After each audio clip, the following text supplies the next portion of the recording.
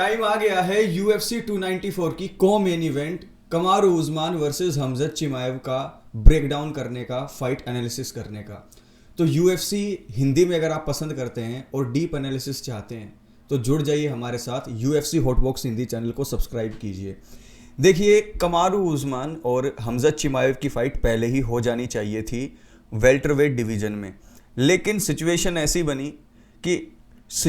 ऐसी बनी कि कमारू उस्मान रिस्क नहीं लेना चाहते थे उस टाइम पर, क्योंकि वो चैंपियन थे पाउंड फॉर पाउंड। ठीक है, UFC के अंदर वो एक ऐसी पोजीशन पर पहुंच गए थे जहां पर उन्हें लग रहा था कि मुझे हरा पाना नामुमकिन है, मुझे तो कैनेलो के साथ बॉक्सिंग फाइट करनी है। लेकिन टेबल को बिल्कुल चेंज कर दिया लियोन एडवर्ड ने, हेडशॉट डेड। जब से वो सीन हुआ तब से कमारू उस्मान ने वापसी करने की कोशिश की और वो एक और फाइट हार गए। तो अब 170 की टाइटल पिक्चर से वो हो गए हैं बिल्कुल वाइप आउट। ठीक है, 170 की टाइटल पिक्चर से वो वाइप आउट हो गए, 2 बार चैंपियन से हार गए। अब सिचुएशन बिल्कुल पलट गई। हमजत चिमाएव जो पहले कोशिश कर रहे थे कि फाइट हो जाए उस्मान के साथ, अब उस्मान ने शॉर्ट नोटिस पर यह फाइट एक्सेप्ट कर ली, लेकिन की है 185 में। क्यों? क्योंकि अब 185 में वो चैंपियन बनना चाहते हैं, क्योंकि वो शॉन स्ट्रिकलैंड को पहले हरा चुके हैं। अगर वो जीत जाते हैं इस फाइट में तो उन्हें टाइटल शॉट मिलेगा गारंटीड। तो यहाँ पर कमारू उस्मान ने अपॉर्चुनिटी का फ़ायदा उठाया और उसके करियर के लिए ये बहुत ज़रूरी था। तो ये मैं एक स्मार्ट मूव मानता हूँ कमारू उस्मान की। लेकिन इस फाइट को अगर मैं देखता हूँ तो सबसे पहला जो फैक्टर आता है वो आता है एज का।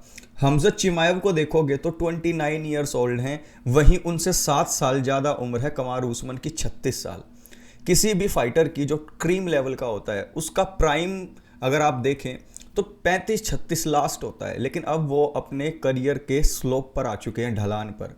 2 फाइट वो पुरानी हार चुके हैं। कमारू उस्मान के पास एक्सपीरियंस ज़्यादा है, 20 फाइट जीती हैं, 3 फाइट वो हारे हैं। इन 3 में से 2 फाइट जो वो हारे हैं वो लास्ट 2 उनकी फाइट थी। दूसरी तरफ जो हमजत चिमाएव हैं वो एक फिनिशिंग आर्टिस्ट हैं, वो ऑलराउंडेड हैं, लेकिन वो रेसलिंग बेस उनका तगड़ा है। 12 विन है, 1 भी लॉस नहीं है, अनडिफीटेड है। इन 12 विक्ट्री में से 6 उन्होंने नॉकआउट की हैं, 5 सबमिशन से जीती हैं और 1 जो है उनकी जो फाइट थी वो क्लोज थी गिलबर्ट बर्न्स के साथ, वो डिसीजन से जीत गए थे। दूसरी तरफ कमारू उस्मान की अगर मैं बात करूं तो इन 20 विन में से 9 नॉकआउट हैं, 1 सबमिशन है और 10 डिसीजन है। यानी कि या तो ये नॉकआउट करते हैं, अगर नॉकआउट नहीं होता तो ये डिसीजन की तरफ जाते हैं। और यहाँ पर सबमिशन विन सिर्फ 1 है। यहाँ पर पहला काउंटर पार्ट ये उठता है कि क्या हमजत चिमाएव की रेसलिंग इफेक्टिव हो पाएगी कमारू उस्मान के खिलाफ। तो पहली बात मैं आपको बता दूं कि कमारू उस्मान जो है वो डिफेंसिव रेसलिंग करते हैं, जब उन्हें ज़रूरत पड़ती है। वो सबमिशन करने के लिए रेसलिंग नहीं करते। तो अगर हमजत चिमाएव ट्राई करेंगे शुरुआत में, तो अगर हमजत चिमाएव एक बार उसे टेक डाउन नहीं कर पाया तो इस पूरी फाइट के अंदर ना आपको टेक डाउन होते हुए कमारू उस्मान नहीं दिखेंगे, फिर ये एक स्टैंड अप बैटल हो जाएगी। अब एक सिनेरियो ये भी हो सकता है कि जैसे हमजत चिमाएव एकदम से एंट्री लेते हैं और रन थ्रू कर देते हैं अपने ओपोनेंट के, तो कमारू उस्मान को बिल्कुल उड़ा कर ले जाएं अपनी आंधी में। तो ऐसा होता हुआ मुझे मुश्किल लग रहा है, लेकिन हमजत चिमाएव है, कुछ भी कर सकते हैं। अगर बैल बजते ही अगर वो टूट पड़े और कमारू उस्मान की जो आपको पता है जो उनके घुटने हैं उन्होंने जवाब तो दे रखा है, अगर उनके घुटने जवाब दे गए और उन्होंने टेक डाउन कर लिया तो फिर जल्दी फिनिश कर देंगे। इस फाइट के अंदर पहली बात तो ये कि जो लोग सोच रहे हैं कि गिलबर्ट बर्न्स ने जितनी तगड़ी टक्कर दी थी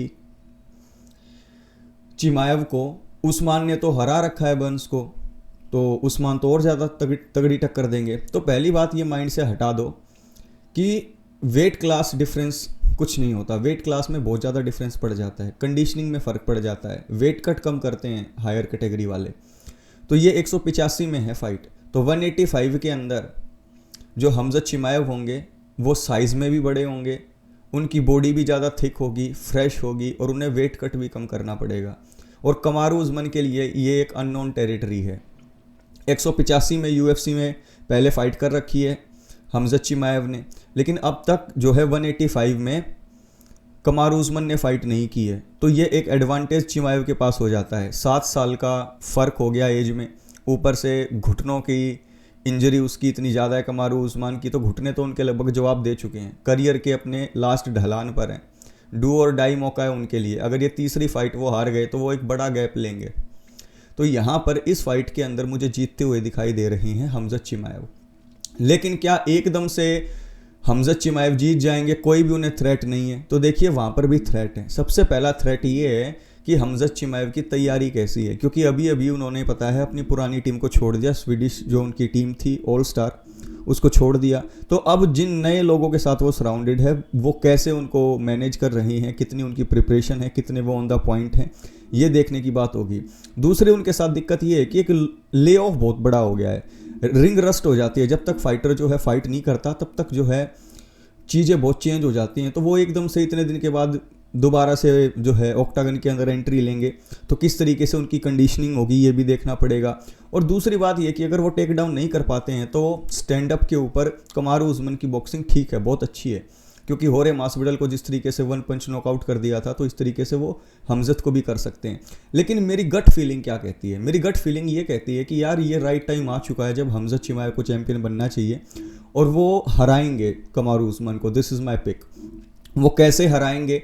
अब देखिए दो सिनेरियो हैं। पहला सिनेरियो जो मेरे माइंड में बिल्कुल मेरे दिल से उठ रहा है वो ये है कि वो नॉकआउट करेंगे कमारू उस्मान को। आपको लगेगा ये कैसे होगा, लेकिन मुझे गट फीलिंग यही आ रही है कि वो नॉकआउट करेंगे, बिल्कुल नॉकआउट करेंगे कमारू उस्मान को हमजत चिमाएव। अगर नॉकआउट नहीं होता है तो फिर ये डिसीजन जाएगा, क्योंकि जो रेसलिंग होगी, जो टेक डाउन थ्रेट होगा उसको नलीफाई कर देगा कमारू उस्मान, और उसके बाद स्टैंड अप बैटल होगी जिसके अंदर 19-20 से जो है हमजत चिमाएव जीत जाएंगे। लेकिन जीत तो मुझे हमजत की होती हुई दिखाई दे रही है। फर्स्ट चीज़ जो है नॉकआउट, सेकंड वन एक डिसीजन 3 राउंड का। तो ये मेरा फाइट एनालिसिस था। और इस फाइट एनालिसिस के अंदर एक चीज़ हमेशा याद रखना कि मेरा जो ये एनालिसिस है ये बेस इस चीज़ पे हो रहा है कि यार एज और सारी चीज़ें फैक्टर मिलाकर।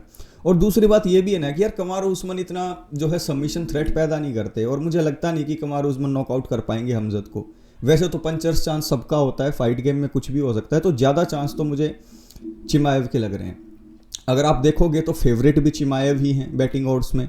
और दूसरी तरफ एक बात ये भी है कि जब एक यूनानिमस पोल होते हैं तो वहाँ पर भी अगर आप देखोगे तो 70% लोग हमजत को ही फेवर कर रहे हैं और 30% जो है कमारू उस्मान को जो है फेवर कर रहे हैं। तो ऐसे में I am going with Khamzat Chimaev angry wolf. आपका क्या प्रेडिक्शन है? मेरी बातों से आप एग्री करते हो या नहीं? नीचे कमेंट बॉक्स में कमेंट करके बताइएगा। और हाँ, एक चीज़ मैं बता दूं, गैस टैंक दोनों का अच्छा होगा, क्योंकि देखिए कमारू उस्मान को 5 राउंड की फाइट करने का बहुत ज़्यादा एक्सपीरियंस तो बहुत ज़्यादा है यार, लेकिन एज भी कोई फैक्टर होती है। समझ रहे हो मेरी बात? तो यहाँ पर मुझे हमजत चिमाएव जीतते हुए दिख रहे हैं। बाकी देखते हैं क्या होता है। कमेंट बॉक्स में कमेंट करके ज़रूर बताइएगा। Take care.